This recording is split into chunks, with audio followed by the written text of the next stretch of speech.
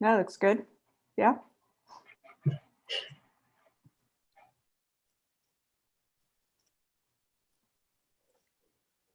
Can we start? Almost. It's Oh, you. Okay, go ahead. okay. Okay. This open meeting of Northborough Trails is being conducted remotely consistent with Governor Baker's executive order of March 12, 2020, due to the current state of emergency in the Commonwealth due to the outbreak of the COVID-19 virus. In order to mitigate the transmission of the COVID-19 virus, the town of Northborough has been advised and directed by the Commonwealth to suspend public gatherings, and as such, the governor's order suspends the requirement of the open meeting law to have all meetings in a publicly accessible physical location. All members of the Northborough Trails Committee are allowed and encouraged to participate remotely. The order allows Northborough Trails Committee to meet entirely remotely so long as reasonable public access is afforded so that the public can follow along with the deliberations of this meeting. The public is encouraged to follow along using the posted agenda unless the chair notes otherwise. Members of the public who wish to view the live stream of this meeting may do so by going to the Northborough remote meetings on YouTube via the link listed on the agenda. Ensuring public access does not ensure public participation unless such participation is required by law. This meeting will not feature public comment. Okay, so I need to read the next part. Yep, go to members when I call your name. Okay, members, when I call your name, please respond in the affirmative. State each member's name. So, oh, that's probably not a script. Okay, Brian Belver. Present. Bill C. Present. Forrest Lyford. Present. Lee Welch. Present. And Nick's iPhone. Nick, could you identify Present. yourself? Nick, could you please identify yourself? Oh, Nick Pila, sorry. Oh, Present. P-I-E-L-A, Nick Pila. Yep, thank you. Thank you. Okay. Let me scroll down a little bit. You got to go over the ground rules here. The chair will invite each speaker. The chair will, or the substitute chair, will invite each speaker by name to make a presentation and speak to their application. Participants will provide their full name and hold until their name is called. Each speaker will be asked to mute their phone or computer when not speaking and to speak clearly and in a way that helps generate accurate meeting minutes. Those responding will be asked to wait until the floor is yielded to them by the chair. Speakers who wish to respond to the comments of others do so through the chair, taking care to identify themselves. Each vote taken by the board or committee will be conducted by roll call vote.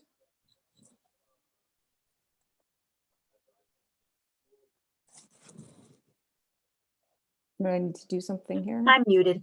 The only other thing here is just note that if there's any technical difficulties, we'll just pause the meeting and try to resume once the technical difficulties have been resolved.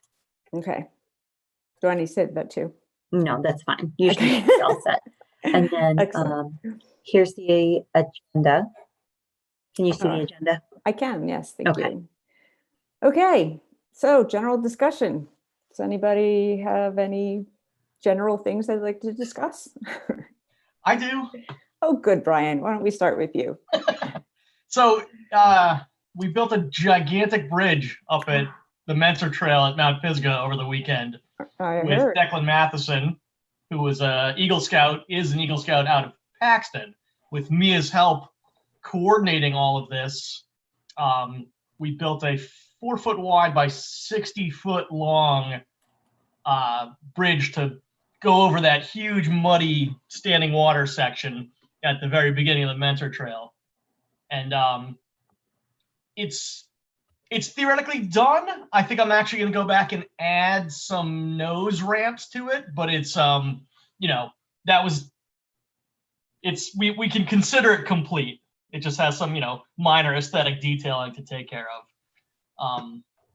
It's pretty cool. It's really big. It's the longest bridge I've ever been a part of making. So Sounds big. yeah. Well, thank you. That's a That's a terrible spot in the trail. So it'll be good. It should be much better now. And I guess while I'm just talking, Cheryl, if you don't mind, I have Please. I have a go list right- of things. So Take it I've away. invited Bill Cobb to join us. Bill's been active doing lots of storm cleanup and other trimming and maintenance for us. So I invited Bill to join our meeting. So welcome, Bill. Welcome, Bill. Thank you for your help. Thanks. I mean, I've been in town for 24 years. I figured it was about time I do something for the town. Sounds good. I'm not sure if you've participated in any other, town committee meetings or anything, but ours is fairly, we have to abide by the rules, but it's a fairly casual meeting. Partially because we're a completely volunteer organization. So none of us are appointed or elected or anything else. So while we have to play by the official town rules, there's some looseness in the format as needed. So And we'd all rather be in the forest anyway, so. Yeah. Keep it low. indeed. In my going on my there's the picture. It's good. Yeah, that's awesome. And then I can't remember if I did it before. It must have been after the last meeting. We had done the Sparrow Trail reroute to reroute away from a really, really eroded section up there. But we hadn't put up signage, and so at some point someone overambitious thought that our new legitimate trail was not a legitimate trail. So someone decided to go block off the entirety of the new trail and reopen the old one, which I then went out and corrected, and I put up signage indicating that the eroded trail is closed. I put up new temporary signs pointing to where the Sparrow Trail goes. And with Jamie DeSaltis' help, we cleared it and re-raked it and reblazed the whole thing. I've now visited up there, I think probably three times since I put the signage up, and I haven't seen anyone messing around with it at all anymore. How about the signage, Brian? Is it, I haven't been up since you put the signage up. Is it at regular height or is it up high? And has anyone removed anything yet? It is, I mean, it's not super high. I didn't use a ladder. I mean, I kind of just reached up So above my someone head. could reach and just grab it down. Yeah, so if someone felt compelled to try to rip it down, they could, but it's fairly inoffensive, I think. It just indicates that that section is closed for erosion control for the Conservation Commission, and then I just have a Sparrow Trail with an arrow pointing to it. So. Okay. Kathy and I were talking about, we're ordering some signs, and I can share a picture of those. The Conservation Commission asked me to order some signs from a local sign maker, and he pulled up some layouts for me and gave me some cost estimates. And I'll share those now. Cool. And Kathy and I were discussing, one second, where, because I said we should put the signs, the Conservation Commission wants me to put the signs like 10 to 15 feet in the air, use a ladder, put them up there so they don't get ripped down. And Kathy's like, yeah, you got to put them at regular height. So they're because the purpose, can you see the signs now? Are you screen sharing? I am. Is it not working? No, can't No, see. it's not. I just see the minutes Mhm. for the I agenda. hit share. There we go. How's that? That's good. Okay. So the purpose of these signs, we're going to have trail cameras soon. And the chief of police said we should be posting in the parking lot at least 2 signs that say this area is under surveillance, just to let people know, even though we're allowed to technically post cameras in a public place. The other 2 are because people, even this year, someone reported getting lost. So these are just to help people not get lost. We know there's a lot of trails out there that we've decided not to incorporate on our maps because they lead to private property. But we've also decided not to actively close them because they're just going to get reopened again. It would be futile. but to post these signs so that if you are a newbie up there and you're trying to follow a map, you know that this is not a trail. It looks just like a trail. It looks like it's decades old. It looks don't go there, you'll get lost. Okay, so that's the point of the upper two signs, not a trail and leads to private property. And you'll see it has the Northborough Conservation Commission insignia on it. So Kathy and I are debating whether we should put them at eye height, like 6 feet up, 8 feet up, or if we the Conservation Commission last said, no, we want them 10 to 15 feet in the air so the average person can't just grab them and rip them off. So what do you guys think? What's the argument for having them lower? They get ripped off. Signs just get ripped down. No, I mean, what's the argument for having them? I mean, what's Oh, they're the easily counter to seen. that? They're easily seen. And then- Easier to install and easier to see. Otherwise, you're hauling a ladder through the woods. I took a trail building course several years ago offered by the New England Forestry Foundation. And I think one of the things that came out of that was you want to put the signs so people can see them. So I'm thinking eye height or maybe a little higher would be, rather than 10 feet off the ground. Okay. That would be my preference based on the training I got there. And they're inexpensive. So maybe we could put them at eye height. And then if they all get ripped down, we'll just order more and install them higher. Sounds like a great solution. That seems like a good solution.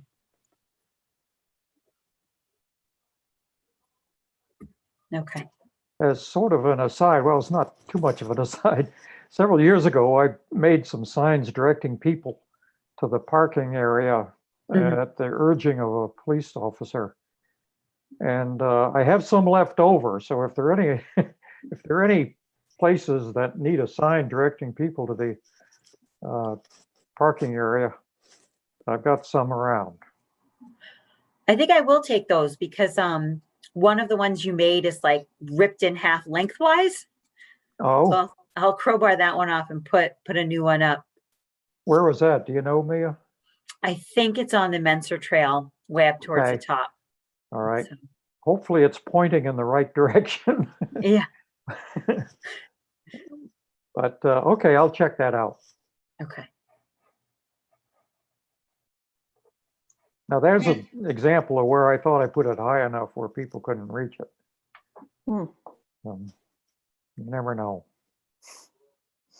Me, on those signs that you just had, is there like a minimum quantity, like of each flavor we have to get the pricing, or? No, that's the pricing. I can put that back up. That's the pricing that he gave me for that many signs. Yeah, 20 signs at $8.50, 10 signs at $7, 2 signs at $15. So I could double it and maybe get a little cheaper, but That's cheap. No, I mean the price seems fine.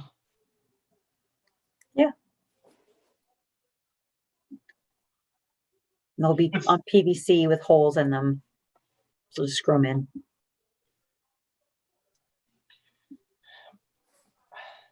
We went in one example. I've hiked the Midstate Trail several times, and the trail is very well marked. I don't know if anybody else has been out there. So you can always see a yellow triangle, which marks the trail no matter where you are. And those, as I recall, are probably about head high. And that seems to work very well. At least easily reached for refreshing once in a while.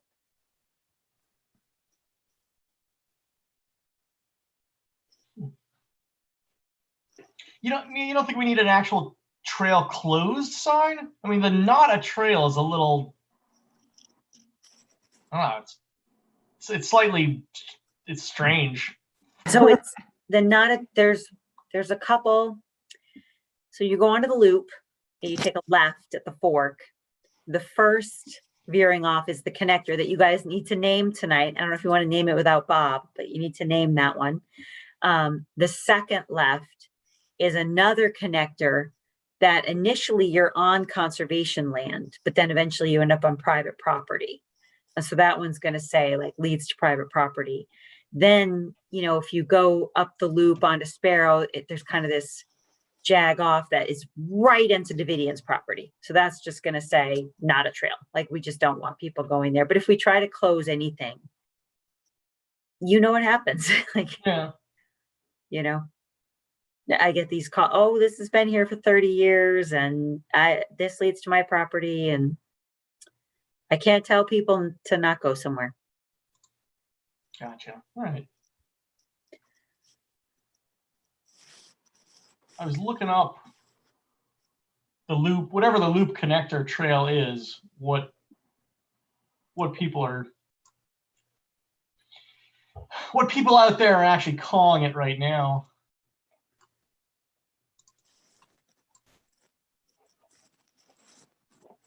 Are you finding anything?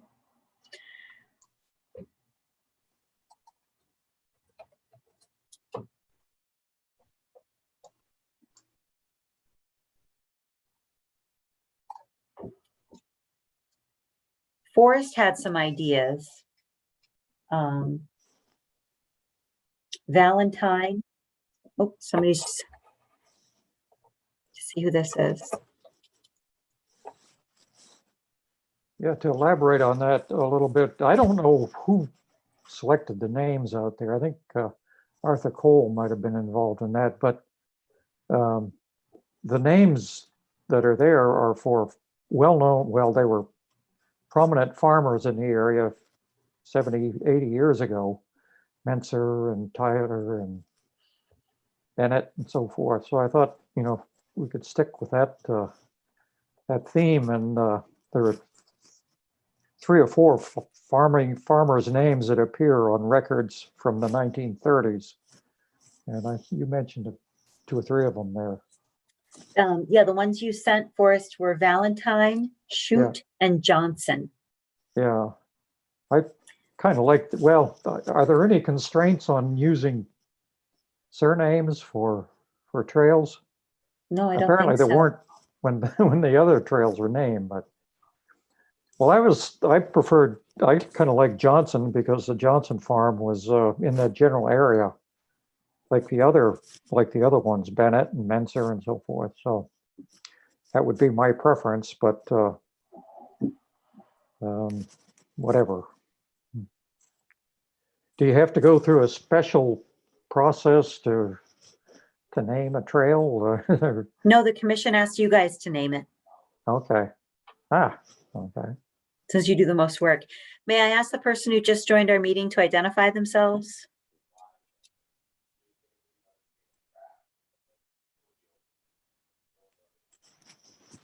No.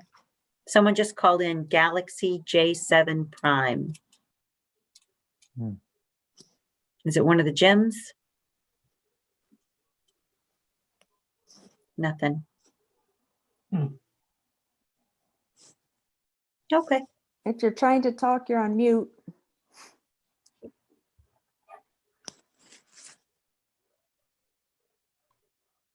So Cheryl, it's up to you if we allow them to stay or not.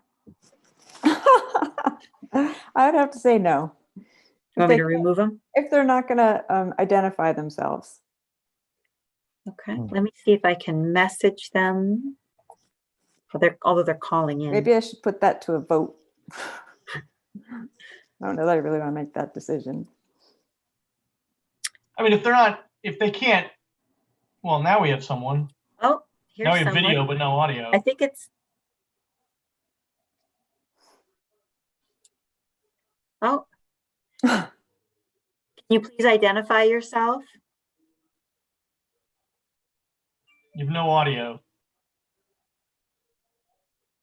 Do you guys Oh, recognize? there's Jim. Is that Jim Klinkenberg? I can't see the Yeah. picture. Can't tell. I think it is Jim. Why isn't he talking to us? Sad. Now we went dark. Jim, you're totally Okay. backlit, and you have no audio. Tim, give a thumbs up if that's you.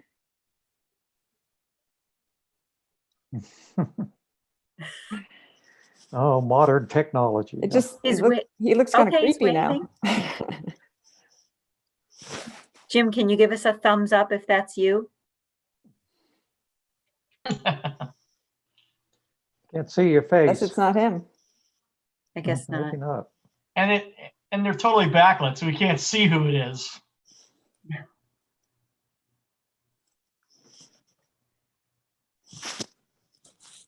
It's never happened to me. It's a little spooky. Yeah. Maybe you can, I don't know. I would say we punt them off and they can try to rejoin with front lighting and audio. All right. So Galaxy J7 Prime, we need you to identify yourself or we're going to have to remove you from the meeting. We can't see your face when we don't know your name.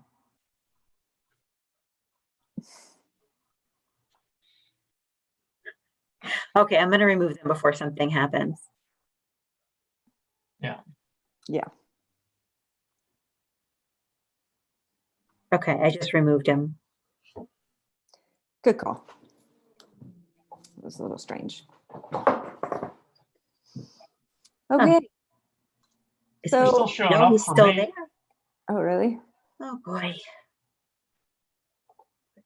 Now they're Okay. gone. he's in the waiting room.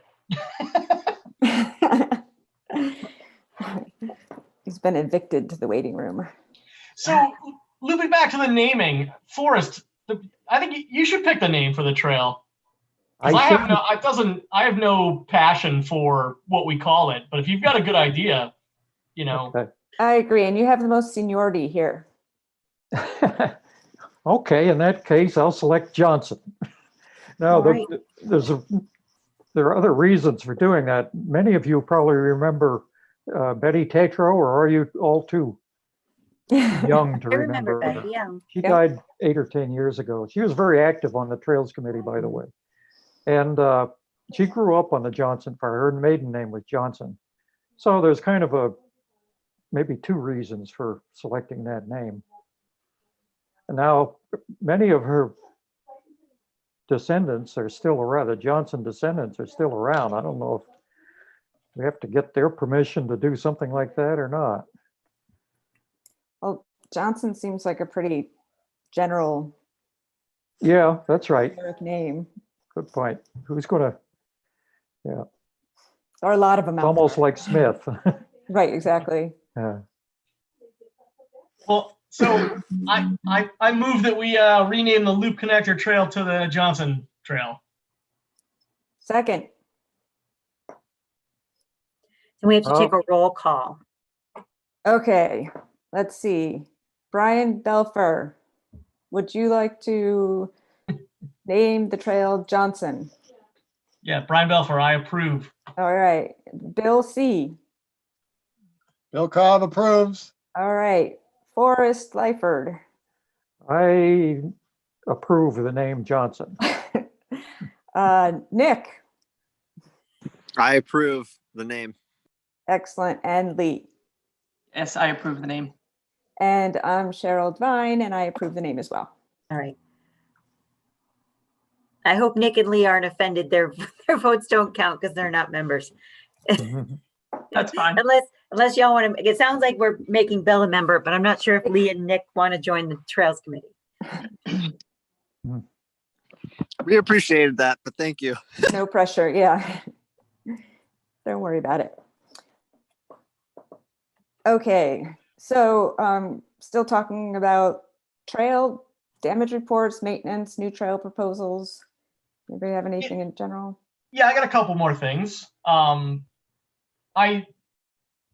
got some pretty good response from the reroute we did up on Edmund Hill. So I want to look at, and Mia, I'll need your help with this. I want to try to look at where else we can add some trail mileage without it becoming just like a massive headache. You know, like sort of the least, not physically easiest to do, but like paperwork and commission approval wise, what are easy targets? I haven't particularly started a list, though. In a perfect world, I would I would reroute both sides of the Summit Trail at Edmund Hill to zigzag. But once again, if that's that's too much trouble, it'd be really nice to do, but it doesn't need to happen. I did hear some talk from one of the guys who uses trails a lot over at the Beaver Loop end of the Cold Harbor Trail. And I don't actually know which conservation land that's on or which parcel that's on. There's just a loop of that property, and I want to see if we can make a zigzag through the center of it. But I have no idea if that's like protected wetlands or what. So I'd like to find out about that too.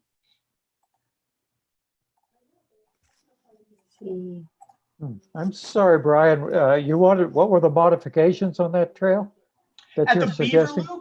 Loop, which is at the far, I guess it's the far end of the Cold Harbor Trail. Mhm. There's Yeah, it's the Beaver Loop Trail. Yeah. Yeah, to add something that kind of zigzags through the center of that small parcel, just to add some mileage and just Ah, little more places to walk. Hmm. It's not particularly dense. I mean, I've been through there, not lately, but I think I was through there a few years ago in the snow, and it would, in the grand scheme of things, it would not be like a huge, there's not a lot of environmental impact from raking it in. But I don't know what conservation restriction is on that parcel and if that's even feasible. But I was just up there, Brian, like 2 weeks ago. And it's wide open and it's pretty flat, so it'd be easy technically to do it. yeah, It's owned by the Conservation Commission, so you just need their permission. Looks like the center is flat and upland. Their general rule is if two people are walking on two trails, they don't want to see each other. So that they call it like spaghetti.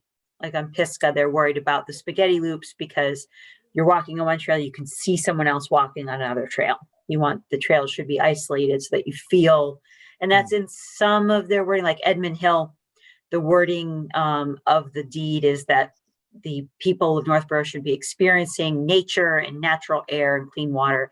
So the trails shouldn't be on top of each other, give you some space. So I'm not sure. I know when I'm out there, I was out there recently. I've been out there a bunch lately. There's been some oily sheens reported that's common in late August and early September from the breakdown of organics, especially if there's lawns nearby, Miracle-Gro, eutrophication. So just an overload of nutrients. So I've been out there twice in the past month, and I did see someone on the other side of the loop when I was walking because it's so flat. It's not that dense. So we could try that. We could try two people going out, and just seeing if we can see each other. Because I think, like I said, I could see someone, but it's more narrow on one side than on the other. But I think the zigzag up the summit's a great idea. Mhm. That's a straight up.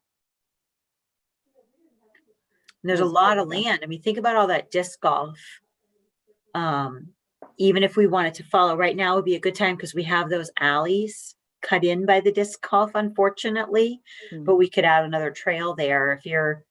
If you're looking at the summit there, there's a whole section of land that's not even used. Let me see who owns it.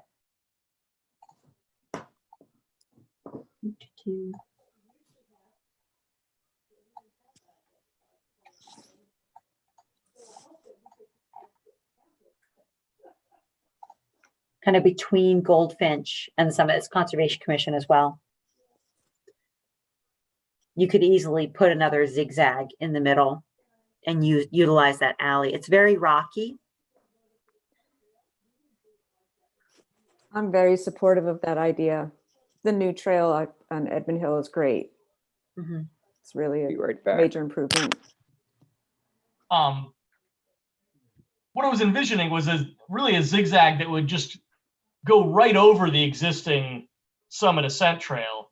Okay. So it wouldn't necessarily have to go very far to either side of it, but just like a nice big S loop that would probably cross the existing Summit Trail. Or we could do it adjacent. It's kind of, either way, just so we're not going straight up and so the water isn't coming straight down. It's a good idea. While we're on the subject, that the connector to Church Street that crosses the bridge, crosses the brook, that could use some maintenance. There's a lot of brush growing up in there. It's not a lot, but it's getting From the overgrown. beaver and loop? There's a beaver dam that's turned into a trail, and I don't know, I just could use some weed control and so forth. Just thought I'd mention that while we're on the subject. Is that off the Beaver Loop? Yeah, it's the connection from the Beaver Loop to, well, it's actually the extension of the Cold Harbor Trail out to Church Street. Mhm. Okay. Now, the summit on Edmund Hill, did you want to discuss that more, or do you want me to bring it to the Conservation Commission? They're meeting Wednesday. I mean, I don't need to discuss it anymore. I don't know if anyone else has any input. Yeah, I would say bring it to the Conservation Commission unless anyone has any other comments.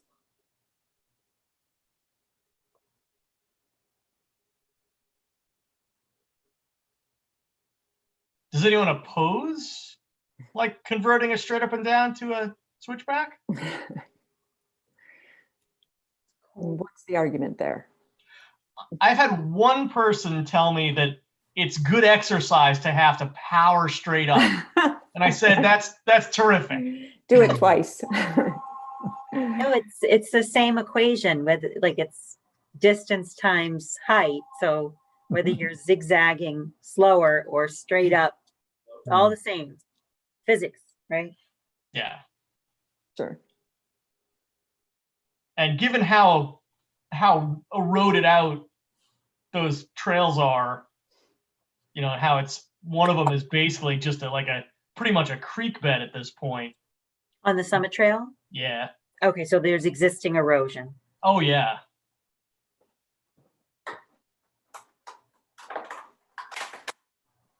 You know, I think we talked about maybe like installing water bars or something on it, but I think we just reroute the whole thing.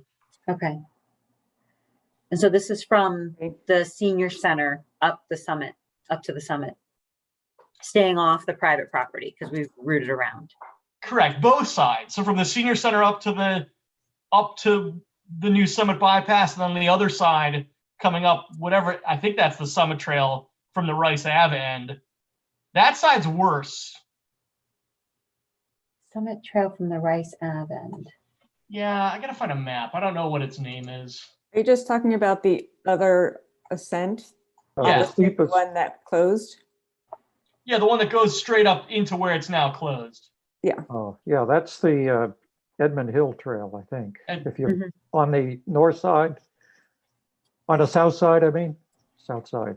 Yeah, I'm See, Rice trying to find one of our Avenue. maps. Yep. From Rice Ave. It does have some constraints. It has a vernal pool right as you get in, and then it has the stream crossing with the rock bridge. But Yeah. after that, it opens up. Yeah, any of the zigzagging would be well uphill of all that stuff Right. Mm. by like 100 yards further in.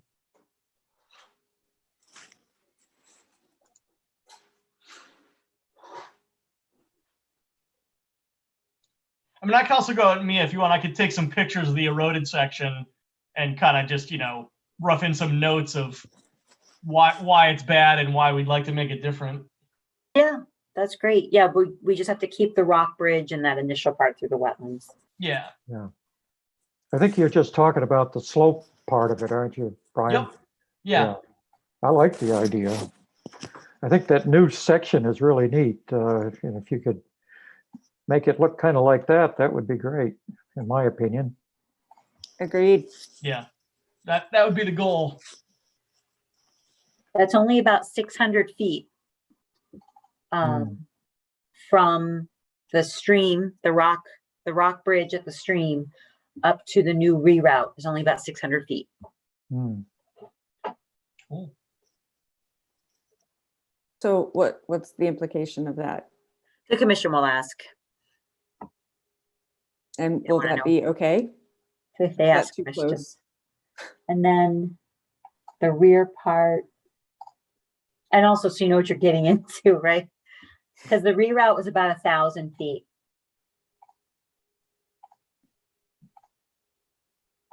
It was Oh. 1,000. I'm sorry, when you say the reroute was 1,000 feet, when you walked it, it was 1,000 feet, right? Yeah, when we moved it, it was about, it's probably a little bit more because we zigged it a little bit. Yeah. And then the summit from the senior center up to the reroute is a 1/4 mile. So about 1,200 feet. That's a lot. And it's going to be zigzag, so it'll be even longer, but the existing trail is about a 1/4 mile. Yeah, well, there's that nice rock wall that you have to go through. So we could potentially look at either doing below that or doing above that, or doing it in pieces using that rock wall, keeping that nice rock wall passage. Love that, yeah. Because it's a really cool, it's a cool wall to cross through. So Yeah. I'd want to keep that. Anyway, we can use that as sort of a marker point that we do some. I don't remember if that's in the middle or closer to the top. I think it's in the middle. There's a property line there. Yeah. So I will bring to the commission that you're interested in rerouting it. For vacant land. There's one more that's, don't know if commission owns it. That's just Yeah, vacant land. You're So, probably tired of hearing me saying it, but if you could zag it over to the sliding boulders, Yeah. I think that would be kind of a neat feature along the trail. Has anybody ever seen those? They're I boulders in have, a but I couldn't groove. find them again. Yeah. There's an uphill groove, and at some point in time, maybe over a long period of time, it looks like they slid downhill. Kind of an interesting geomorphic feature. It's worth the side trip anyway. Forrest, we'll have to go out there. You're gonna have to show me where that is because I don't think I've actually seen that. Yeah, it's not me too neither. far from the wall you were just talking about, actually, off to the right as you're going up the hill. Gotcha. Yeah, I'd like to Yeah, show, I'd love to show it to you sometime. perfect. So I'll bring it to the commission as if they're open to it. I'll email you, Brian, if you want to flag it. They're going to want to look at it and walk the proposed route before they approve it. Of course. So Yep. if they shut it down, like, no way, get out of town. I don't think I think they'll be open to it. And then you flag it and then it'll go on the November agenda. So it'll be like because I already posted this agenda. But things come up and they can talk about them if it comes up between that 48 hours. And then next month it'll be on the agenda and there's no rush. Like if you don't want to flag it before the November agenda, that's fine. Whenever you want to flag it, just let me know. We'll put it on the next agenda and then they can walk it and approve it. Cool. Sounds good. And then the last thing on my list, well, actually I have two more things on my list, but at the Stirrup Brook Trail entrance on Route 20 westbound, where the concrete barrier is, that little little section of whatever, Old Main Street, there's been a puddle there that never ever dries up. I was exploring over there and I think it's just all like, there's just like leaves and branches and crap. So the water just can't go anywhere. Okay.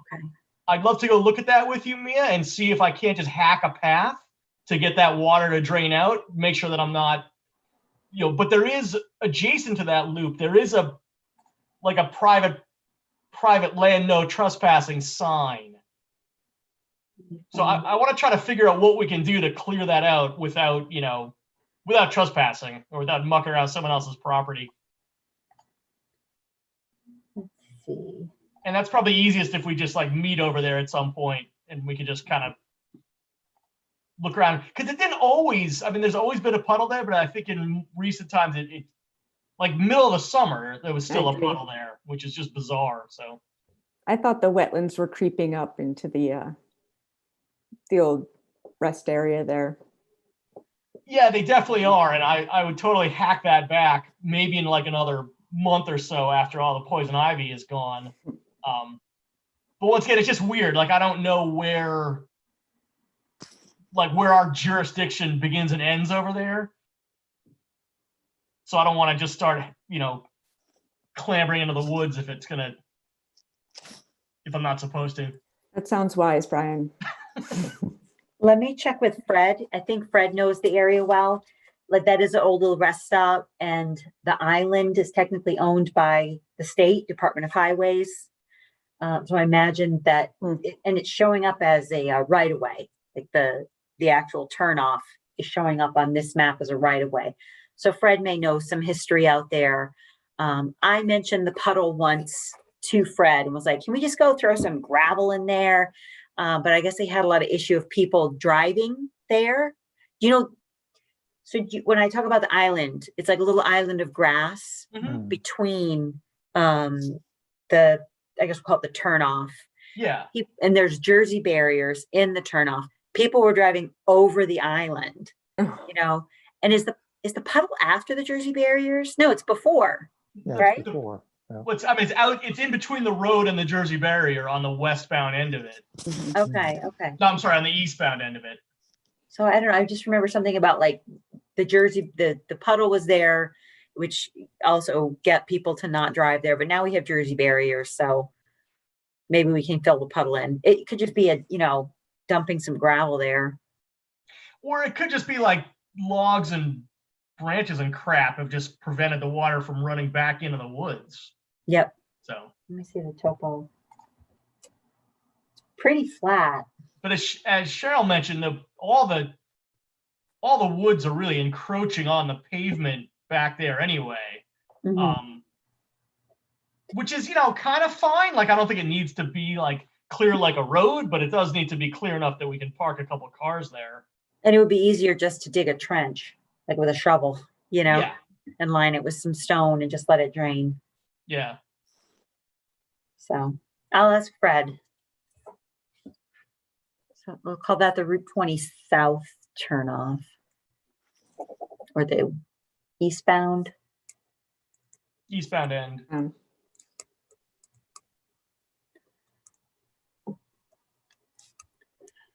And that is the entrance to, what's the name of that trail there? Stirrup Brook. That's the Stirrup Brook Trail. Okay.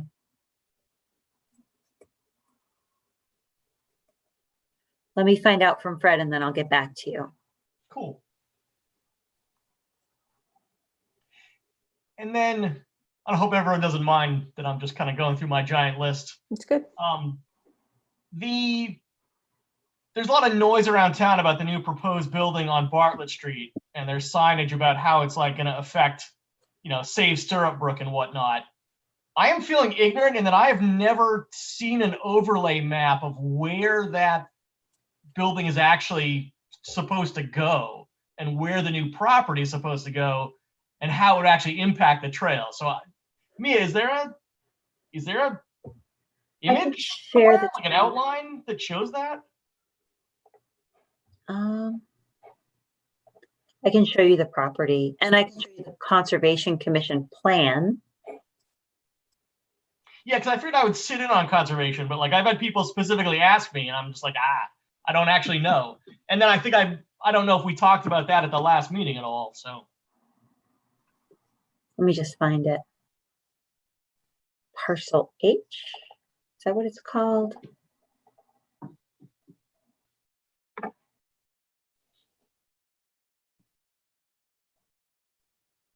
I'll have it up in just a minute. Hang on. Cool. I want to get the approved plans.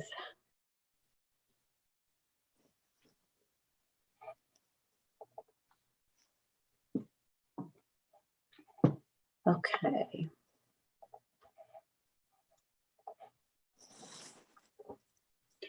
Can you see that? Yes. Okay.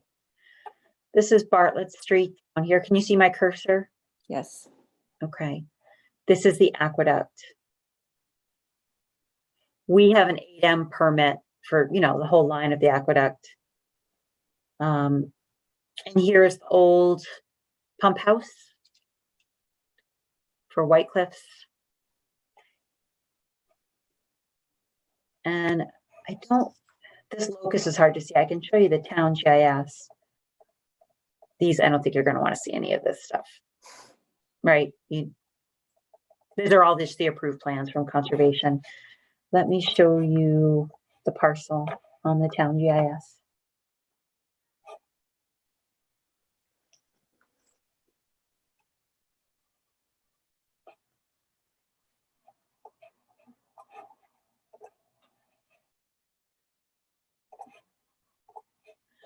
Can you see the map?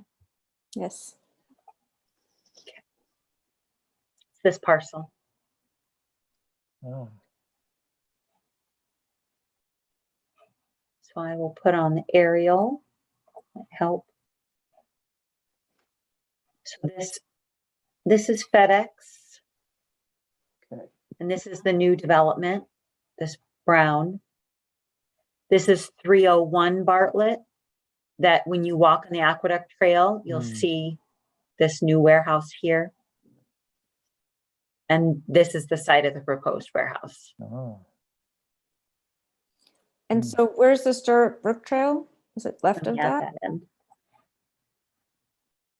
This is the Stirrup Brook Trail. Yeah. This is going to get a little busy. Let me switch back to roads so I can show you the topo. See this drop off here? Mhm. This is the drop off into the Stirrup Brook sort of marsh. And then you'll know that the Stirrup Brook Trail, here's Algonquin. This is where you enter in and you come down and the marsh goes this way. Mhm. When I'm on this ridge, which will be the back ridge of where the warehouse will be up here on this hill, you can see the trail on the other side of the Stirrup Brook Marsh. Hmm, So bummer. I was delineating this, so when I was down here, it was a horrible site visit. I could see high schoolers on the other side. Hmm. So has the triple threat. It has the Japanese barberry, the multiflora rose, and high bush blackberry. It's like a World War I netting. So I mean, so I see it would impact the view off the Stirrup Brook, and it would, but I'm trying to, would it actually destroy the trail anywhere? I mean, it looks like at the very entrance, It the never trail impacts the and the trail. new property line are one and the same. No. The trail's here, it comes around here.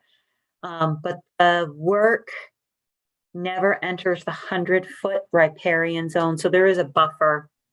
A lot of that buffer is this back slope. You know, it's going to stay wooded, and then the warehouse will be up here. So let's see if we can get that. I'll take the topo off so it's a little less busy.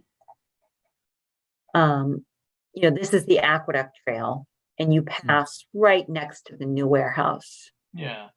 This is Stirrup Brook.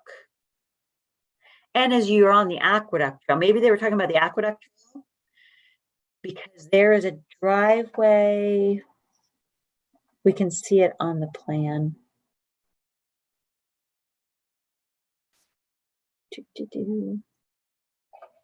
The driveway is, Yeah. I'd say about here. You see my little hand there? Yeah. So they have a historic access. This parcel, 0 Bartlett Street, has a historic right-of-way access from MWRA to cross the aqueduct right here. Yeah. And you'll know it. If I zoom in, you might recognize it. Our trail, when we're on the Aqueduct Trail, we actually kind of go like this, like out of it and back in. Because can you see this little, this is a dip. And this is a dip. Yeah. Mm. And so when you come out of the woods here at Algonquin, people often go up this way Yep. and then back on. Right. And there's this little dip here. Yeah. This is there it is. There's the historic right of way. They're applying for an 8M permit to put their driveway here. So they'll have a driveway that goes all the way to Bartlett Street. So that's our only trail that it interacts with, is their access driveway will cross our trail. Gotcha. And will they have to put up like a crosswalk and like trail signs, or do we have We to asked do for that? stop signs, trail crossing signs. We also asked for, you know, that their fencing starts back here. You know, they didn't put any security fencing on the driveway or out here, so that we maintain our access. And we're gonna have to do something right here. We're probably gonna have to cut in some steps or something, because it's a little steep. So it seems like other than being an eyesore and just overall being Cruddy. Is that what you're saying? lousy because it's a development, it doesn't actually compromise the trail, correct? Technically, no. So our 8M permit is to walk on the aqueduct, which is here. But Yeah, can you see, we actually walk, if you're out there, yeah, we walk like this right. No, I mean, I've done both. gonna I mean, get I've done moved. that. Yeah, to where Okay. we actually have permission to be. We're walking on private property at that point. right. So I was watching the planning committee talking about this the other day, and one of the concerns that was raised in that meeting was snow removal and the snow being piled up close to that buffer zone. And so I think the concern there is about No, that, pollution. sorry, that was fully addressed. I wish I could say more. I have a very strong opinion about that. It wasn't in Those- that meeting. It's 7 months. 7 months. I put them through like 4 rounds of revisions with Fred. Oh, to And- figure out where to put the snow. So, So were you at that planning meeting the other day? no, I don't attend Oh, those. They brought it up as an Best issue. if I don't. Well, no, nothing against them. Just that it's Kathy's meeting. If they need me for anything, I provide information, but I'll just make the meeting longer. So that, yes, they have an approved snow storage removal plan. It's required as part of their conservation permit. And as with any site in all of town, if they bring us a plan, and the thing about snow storage is you get an engineer to design you a snow storage plan. For a 1-inch storm, it might work great. For a 10-inch storm, it's not going to cut it. They have to truck it off site. Hmm. That's standard practices. Hmm. So no, they're never allowed to dump. The state actually has like state permitted sites where the snow is brought to, and those are regulated. And when we reach like a maximum capacity, sometimes they take snow from clean areas like roofs, and this is under a state permit. This would never happen in Northborough. Their permit, they will never be dumping. If they dump snow in the wetlands, they'll be getting an enforcement order from me. I issue enforcement orders, or we issue violation warnings before we issue enforcement orders. And I just did one last year on Country Candle. They were dumping snow in the wetlands, and I went out and talked to the landscape manager. So, Hmm. Cool. You get him, Mia. yeah. Yeah, there is a historical site there, the old Daly Farm.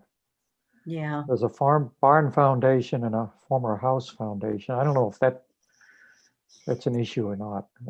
They went through Macris, the state historical, and nothing's listed, nothing's registered. Um, My favorite is there's a little pump station there that was really pretty. It's not pretty anymore. It's just a foundation. But at one point it was very pretty. So, but it's not listed. It's not registered. Yeah. There's also a former dump there. I don't know if Oh, really? anybody's mentioned that. No. Yeah, right Where's on the the, dump? I don't know if it's, well, you can almost see it from the Stirrup Brook Trail. It's, yeah, over, let's see, you probably can't see my area here. It's near the aqueduct, actually. Really? Uh, So probably over Yes, here. right in that general area, yeah. Yeah, There's a it's lot of pretty well, trash it's all there. covered by vegetation now. It's on the east side of the Stirrup Brook Trail. Yeah, about in there, about where you have the pointer now. There's a lot of really weird trash there. Mhm. Yeah, bottles. really old and bottles. Dating back quite a few years. Just a point of interest, it probably, I guess you could call that an archaeological site, recent archaeological site. It's Yeah, going to be a Don parking lot. Heitzman showed me that a number of years ago.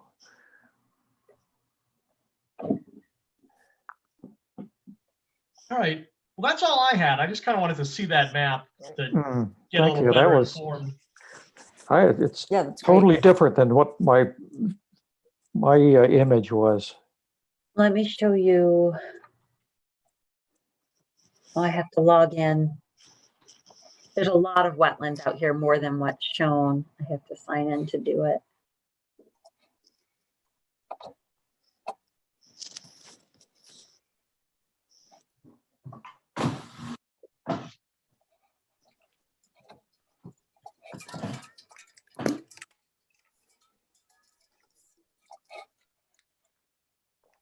There's a lot of wetlands out there.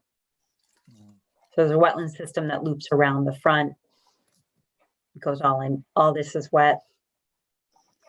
So the building's really just in this middle part.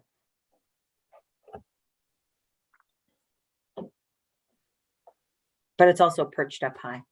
If you have any questions, you can call. I'm very familiar with the site. I've been out there a lot.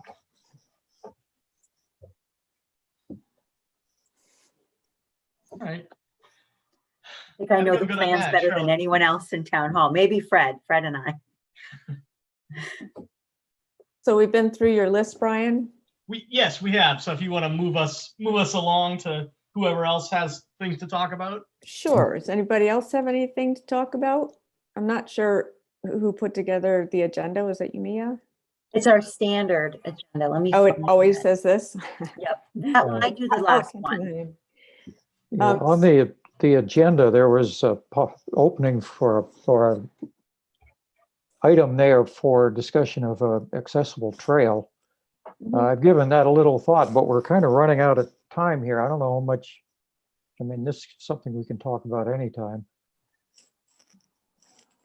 It's, what I have in mind is a loop around the senior center that's pretty flat and probably, I said a half mile, but that's overestimate. It's probably more like a third of a mile. It's, I think there's, what I like about it is easily accessible, pretty much flat. And I don't think it would require a great deal of grading to do something like that. Are you interested in looking at a map at this point? Mhm. I don't know if, you probably can't see it. Let me pull up the, If I was clever, I could have this shown on the computer, but obviously I can't. Anyway, this is north. Barefoot Road here, senior center. Senior center is right in this general area here. Mhm. Let's see. No, let's see. Now I'm confused. Oh yeah. Okay, these are the ponds near the senior center here. Wait a minute, I can't see what I've got here. Do I have Is this it the red oriented right? I dash? don't have this. It looks different. I think it's backwards when we project it this way. Anyway, think backwards. Here's the here are the ponds over here. And this is the Goldfinch Trail. Here's the Summit Trail. And my thinking was that it would be kind of a loop that passes, starts, if you want a starting point, it would be at the kiosk. This is totally disoriented. But anyway, basically a loop that looks something like this around the senior center. It's probably about a third of a mile or so. Just an idea, something to look at maybe as time permits. And it goes by those ponds. I'm sorry. It goes by the ponds.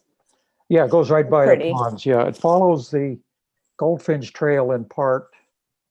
And there would be some grading, a little bit of grading, but not an awful lot. Sounds lovely. Something to think about anyway. I want to show you. I mean, if you wanted to look at it, it's better to look at it firsthand. If you know, if you want to schedule a field trip sometime, we could take a Yes, look I at it. do. Socially distant field trip. I want to.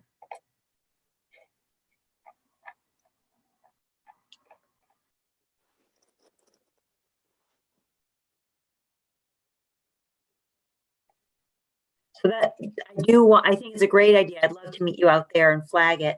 And just that's kind of bring me to my point that the draft open space and recreation plan is available on the town's website, and we'd love to get public input now.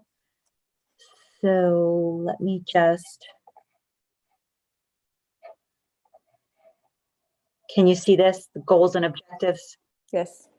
The reason I'm bringing it up is because we've made a whole goal, and as open space plan, the first goal is always preserve open space. So that's goal 1. And these goals aren't supposed to be in any particular order, but they decided we wrote this brand new goal. This is a new goal. It's not from the one 10 years ago. Our last plan was 10 years ago.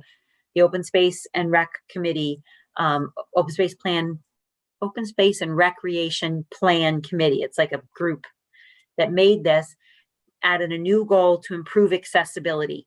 And they moved that to number 2, just to try to show people how important this is. And so here's goal 2, improve accessibility to parks, open space, and recreational facilities. The objectives are improve accessibility when upgrading facilities. So every time we go to do an upgrade, consider making it fully ADA accessible. And then 2B, create inclusionary experiences or facilities for specific ADA groups. One of the best examples that was given during our discussion was recreation director said that they have this group called Challenger Baseball, and it's supposed to be for everybody. It's supposed to be all inclusive. Everybody of every ability can play this game. There's 2 children who attend this that have tracheotomies, and they can't play because the field is too dusty. And so that is very community specific. So when they upgrade that field, they're going to look at making it trach safe. So like, these are big goals, like community specific. So our seniors, putting an accessible trail at our senior center is community specific. I'm sure we have mobility impaired people attending the senior center, and we don't have a single handicapped accessible trail in town. So this would be really high up. We could go for funding for it, because to make it truly ADA accessible, it has to be like a pea stone or what's it called? That special gravel that turns Crushed to stone. concrete. What's that? Crushed stone? Yeah, like a crushed stone, but it's very fine stone Yeah. dust Yeah. that hardens over time. It doesn't get softer over time. It becomes less pervious and harder over time, so that the wheels can get on. It doesn't rut. So wheelchairs require a certain material and subgrade. Otherwise they get like vibrated to death, So I think it's a wonderful idea. I think it aligns perfectly with the new goal. We I can agree. walk it, flag it, and then come back next time and think about some funding opportunities. Talk to the DPW director is a really great asset. He'll tell us what we need to do out there, accessibility, as far as getting the equipment out there. So. And that's a great location for it too. I know at one of our meetings, somebody had mentioned the possibility of also putting one at Ellsworth in the back by the river, because it's pretty back there. I can't remember what we concluded about that, whether that was an option or not. Something came up recently about that, because we talked about it in the dog park. Maybe Lee, do you remember why we didn't go behind Ellsworth McAfee? Well, the portion, can you hear me? Yes. Okay, sorry. If you're the soccer field in the back, all the land behind that back soccer field is very narrow. So for our discussion between the river and then the abutting neighborhoods, that section wasn't appealing to us for a dog park. And then the wooded section on the right backhand side would be the land was appropriate for a dog park if we cleared a portion of the woods there.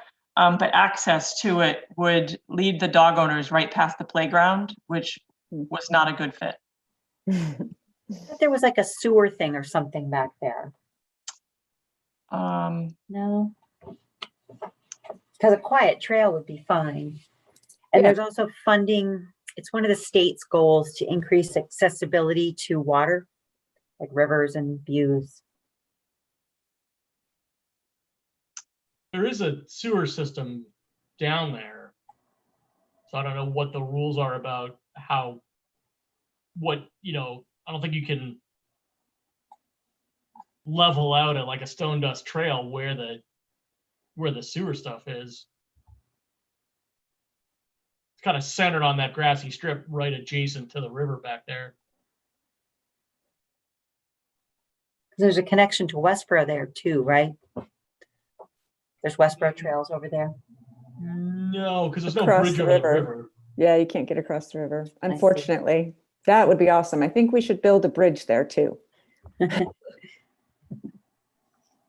See.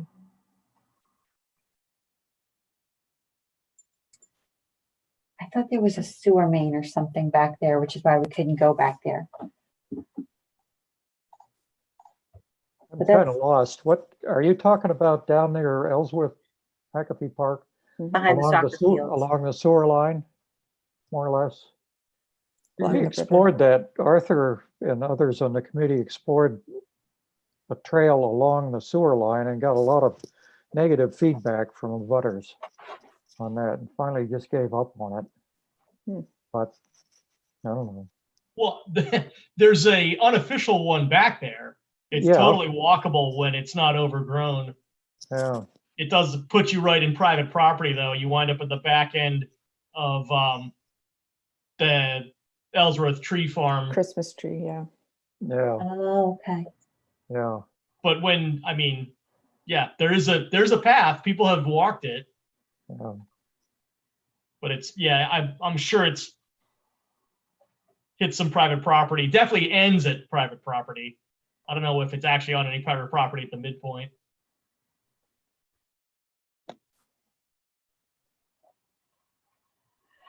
I don't know. Let me know what you think. I mean, Forrest and I could meet out by the senior center, take a look at it, put some flags up. I could get Scott to take a look at it. It's up to you guys. Definitely. I say Okay. absolutely. Go for it.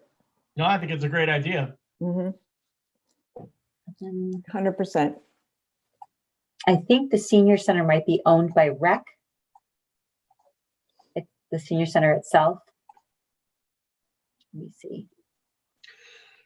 Oh, I think it's controlled by the Rec department or the senior center. It says senior center. So we may have to get permission from them. Mhm.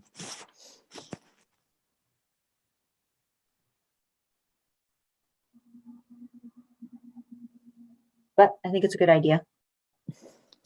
Well, we can look at it Affirmative. anyway. I don't know if there may be constraints, but need to start somewhere. Mhm. Yeah, at your convenience, I'd be delighted to join you out there sometime. Yeah, I'd love to know where we're going to put it. Let's meet out there sometime. Okay. Anytime. I don't have a heck of a lot to do I'm in the in these office days. Tuesdays, Thursdays, and then Friday we're 7 to noon.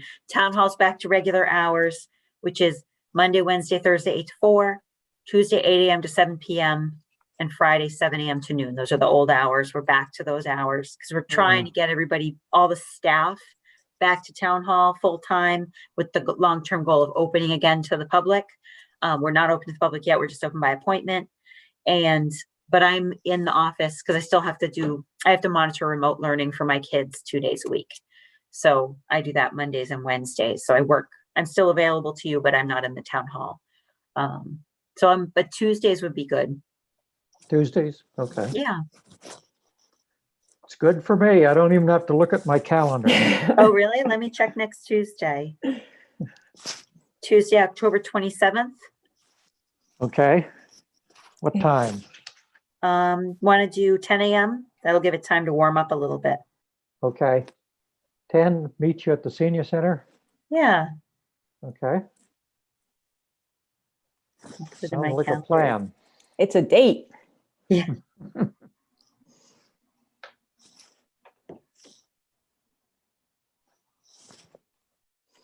All right, that's Tuesday, October 27th at 10 a.m. Got it.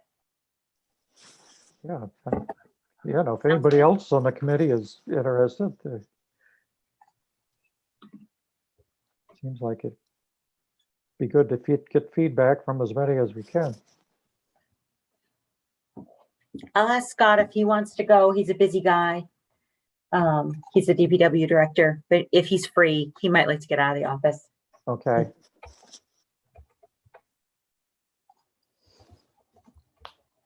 I should be around, so I'll join you.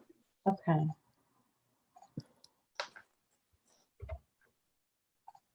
Oops, wrong Scott. Just want to get that started. And Natalie.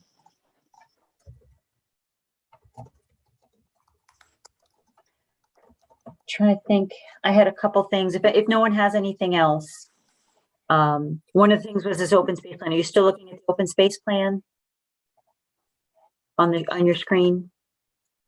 We're seeing a page of the Northborough town site.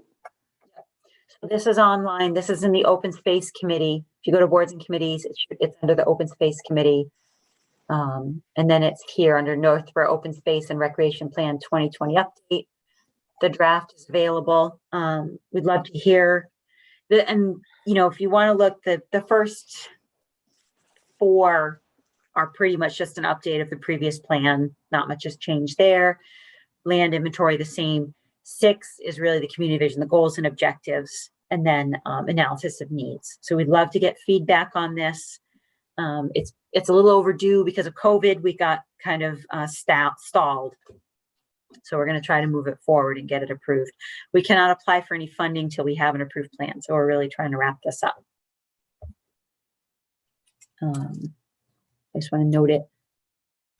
Have you been getting much feedback? None. We did have a forum, a public forum, and we did have a few attendees come and share some feedback. It is a little buried in there. Yeah. Yeah. I tried to put it as a banner. I'm not very good at this website stuff. It's over here under news and announcements. Maybe I'll put it here in the red.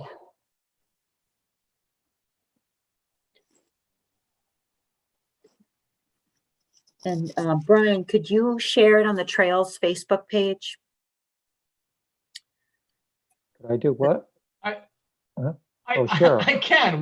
Where's I can't find the link though. Go to Northborough Boards and Committees and the Open Space Committee. Are you there? Yeah, I'm working up to it.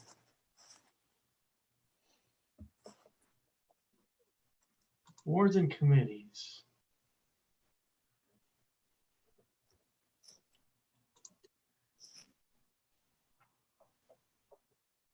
Now I got it. Yeah, Then I'll over on the right. I'll throw a link up on the Facebook page. Okay. And then look at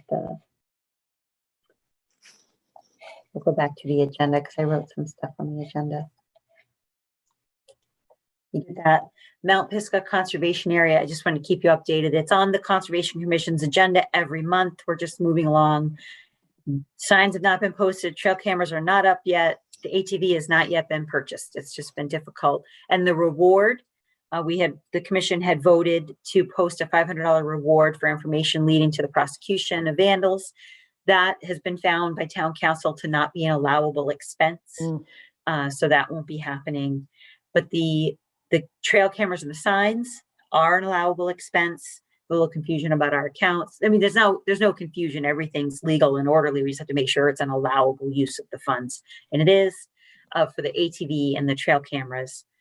The trail cameras, I got the green light to purchase. I'm just working with Cabela's now to I have to get like a cost estimate from them and then cut a check and bring it over. And same thing with the signs. Signs should move forward. But the ATV is a little stalled. We just can't seem to get it approved. We're still working on it. So. And then the mapping. Did I tell you guys I visited the site with Central Mass Regional Planning Commission? They got a new Trimble unit, a GPS unit. So we mapped the loop connector and the Sparrow reroute. And we tried to map the south outlook because it's a little bit messy up there. I don't know if it's going to clarify anything. We'll see. try to get updated data on the town website. Then we'll give the new data to SVT to incorporate into their regional map. And then the last thing is we're looking for letters of support from the Trails Committee. So the Rec Commission will be the Recreation Department is going to be applying for Community Preservation Act funding. They're putting in an application for a feasibility study on a list of properties for the dog park. And so we're looking for a letter of support from the Trails Committee that supports the allocation of funds to the Recreation Department for the commissioning of a feasibility study for a short list of parcels. That's been determined by town staff and members of Northborough Unleashed. We came up with a short list. So that was the first one. The second letter of support is the Conservation Commission is going to be applying for 2 applications. The first is to buy a tablet. Conservation is getting a drone, and we just need a tablet to support the drone. Otherwise it'll crash my phone. So that's going to be one of our applications. And the second application is we're seeing a lot of, it's not encroachment. People are staying on their properties, but as people are moving closer and closer to our growing conservation lands, hazard tree removal has been an issue. And this year we've spent about $7,000 on tree, and there's no line item for this. There's no budget for this. And so we thought we're going to go for a line item in the 2022 budget.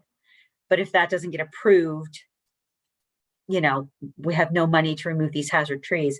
So we're going to be, Conservation is considering, I haven't even told them this yet. You guys are getting this news before them. I'm telling them this on Wednesday.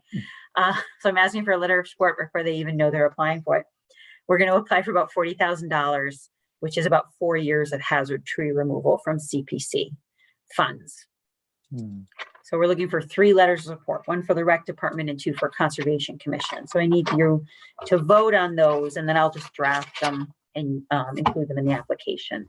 So you want to start with the first one, the feasibility study from the Rec Department. What's your feedback on that? Oh, well, we should I- definitely do that. I approve. I support that for sure. Very much a need in town. Yeah. Okay, so I hear Cheryl and Bob saying yes. Forrest, how do you feel Right. about that? Yes. And Bill? Agree. All right. Cheryl, as acting chairperson, I don't know if you want to invite Lee and Nick to speak because they're both from Northborough Unleashed, so they might be here tonight to speak about that. Oh, okay. Lee and Nick, would you like to comment on this issue?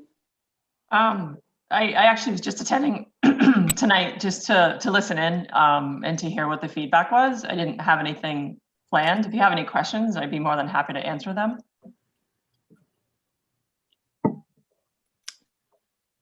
I don't have any questions. I feel like it's a great idea. Definitely something I would support. Great, thanks. The only thing I would add is that me, my wife, and my dog get to enjoy the trails in town, and so we are extremely grateful for all the work you are doing. This is my first trails meeting, and being able to observe how much hard work goes into making those trails. Just want to say, as a citizen of Northborough, that we are grateful for what you guys are doing, and just re-echoing what Lee had stated. Thank you, Nick. It's nice to say. On that note, Trails Committee came up at the recent open space meeting, and the consensus was that you're the best Trails Committee in the region. Brian blushed. I second that. Everyone was like, yeah, we've got the best one in the whole region. The guys at Grafton Land Trust are really good. Yeah. They have much nicer signs than we do. So, but have we're no better than Southborough Open Land. But I don't know if we're better than Grafton. Oh, this competition. You gotta get some pictures of those signs for me so we can Yeah, compete. I freelanced for Grafton a little bit a couple of years ago. So Yeah. So if we could do a roll, like a motion and a second and a roll call vote on the letter of support for the feasibility study.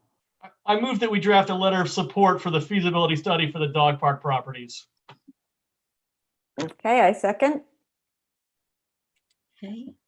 Okay, and then roll call. So support the letter, Brian? I approve. Support the letter, Bill? I approve. Support the letter, Forrest? I approve. All right, and I think we know where Nick and Lee stand on this one. Yeah. And Cheryl, you're a yes? And yes, I'm Cheryl and I approve.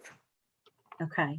Then the next two are for Conservation Commission. We probably just put it in one letter, although, yeah, Conservation will be drafting one for a tablet for their drone and the drone is going to be used for inspections, but can also be used for trail inspections. I really, for you guys, it's going to be the CR inspections. I'm supposed to be walking the property lines every year. I do not have time to do that. In the drone, I'm just going to be able to whoop, and and just do a little inspection. I could be creating more work for myself because then I'm going to have to tell people to move their sheds and stop cutting and all that. But at least we can get the inspections done and start some data collection year by year. And then the second is tree removal. These are trees that are on close to private property, and they're usually like right now I think we have 3 over 100-foot tall pines. It's on the Conservation Commission agenda, like 0 Whitney Street, which is actually behind 17 Kerry Craig Circle. So the owner at 17 Kerry Craig reported them as hazards. The tree warden and I agree they are hazards. They need to be removed. So they're beyond the scope of they need like a crane. So I'm just curious. So these are trees that homeowners have identified that are hazards to their property, but the trees are on conservation land? yeah, we're just like any other landowner. So if your Right. neighbor called you and said, your maple tree is leaning towards my house, I'm reporting it to you in writing that it's a hazard tree. Then if your maple tree hits their house, you're liable for the damage once it's reported to you.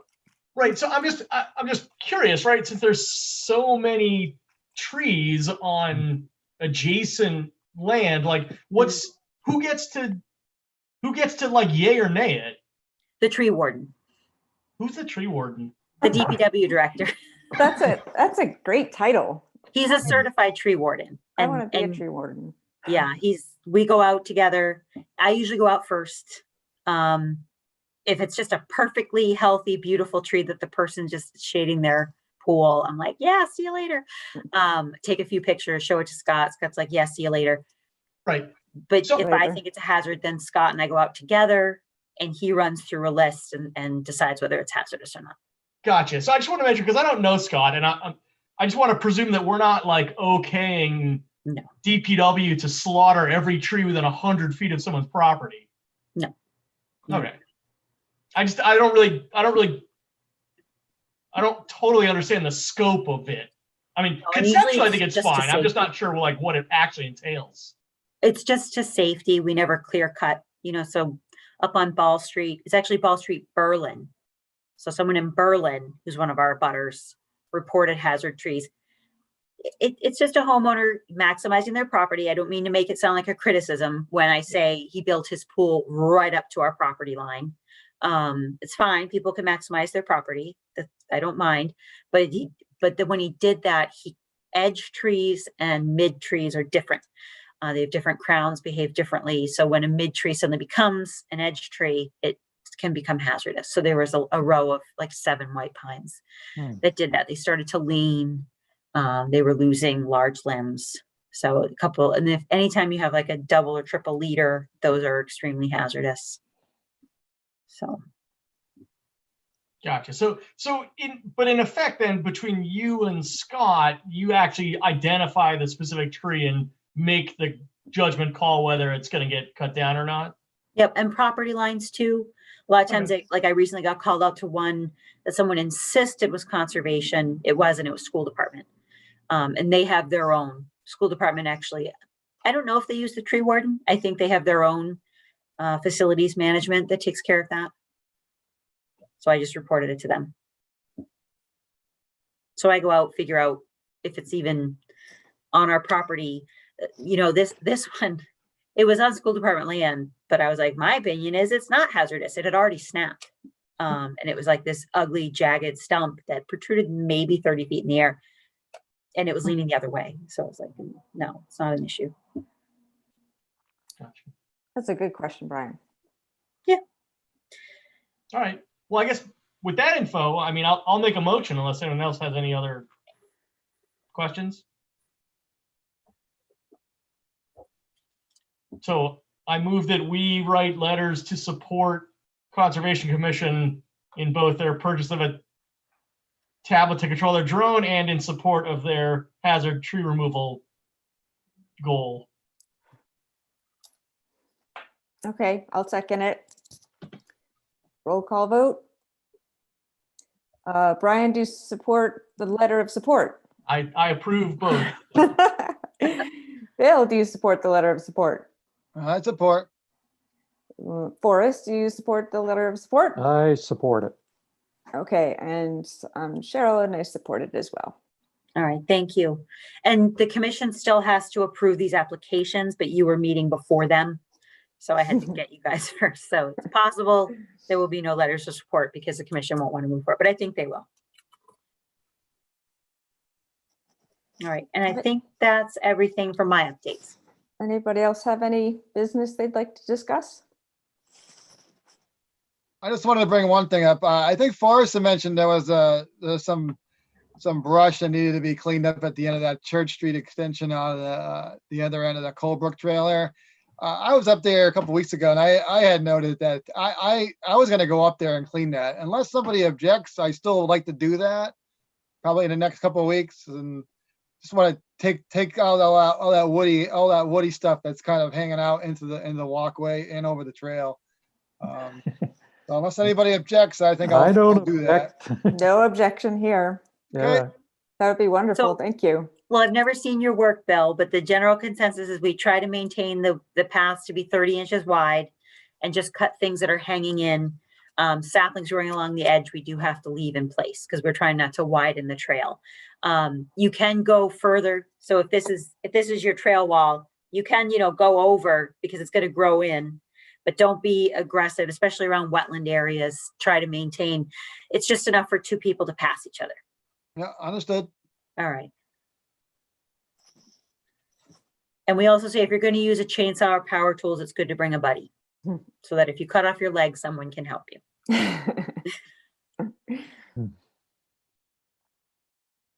Okay, any other business?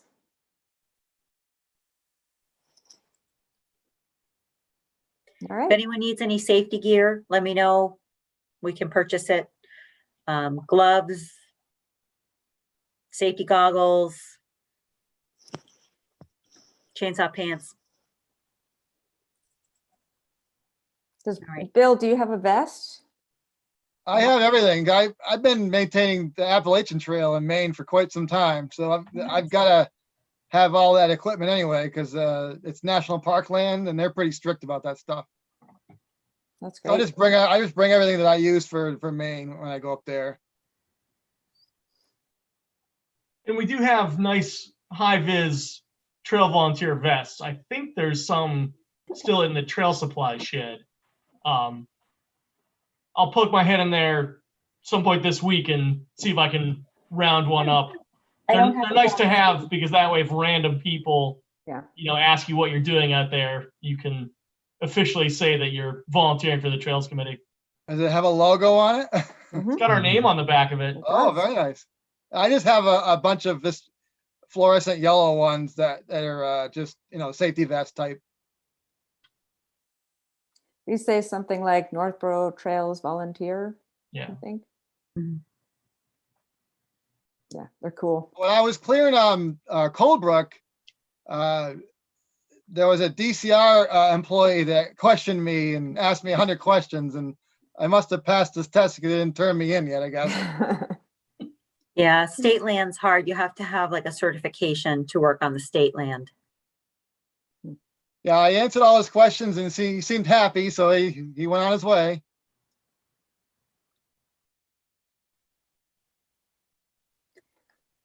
Okay, any other business? No, All right, so what do we move to adjourn? Move to adjourn. Move to adjourn. Second. Great. All right, is that good? We don't have to do a roll call count for adjourning, do we? No, I got y'all. Y'all waved. All right, well, thank you, everybody. Yeah, Thanks for good leading, meeting. Cheryl. All right, Bob's got to be here next time. All right. Bye, everybody. Bye, everybody. Take care.